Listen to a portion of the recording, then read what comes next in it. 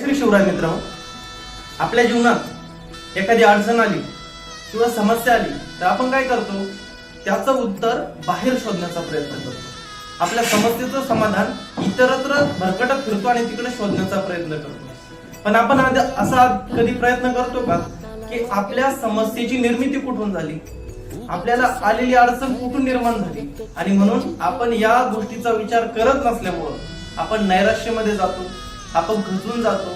पण आपण त्याचं कारण शोधत नाही. आपण त्याचं कारण शोधणं गरजेचं आहे. जगद्गुरु तुकाराम महाराज सांगतात, तुझं आहे तुझं पाशी परिवेड्या जागा चुकलाशी. आणि म्हणून जीवनातल्या प्रत्येक समस्येचं कारण, प्रत्येक संकटाचं कारण आपण शोधलं पाहिजे. तर त्याची निर्मिती कुठून झाली, तर त्याची निर्मिती जिथून झाली तर त्याचं उत्तर जे आहे, त्या समस्येचं निराकरण जे आहे ते आपल्या अंतरंगातच आपल्याला सापडणार आहे.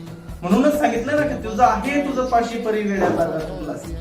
म्हणून आपण आपल्या अंतरंगात डोकावलं पाहिजे आणि आपण का खचत चाललो आहोत, आपल्या जीवनाचा मार्ग काय आहे तो आपण आपल्या आतमध्ये शोधला पाहिजे. निश्चितच आपण आपल्या उत्तरापर्यंत पोहोचू. आपल्या समस्येचं समाधान आतमध्येच आपल्याला सापडेल.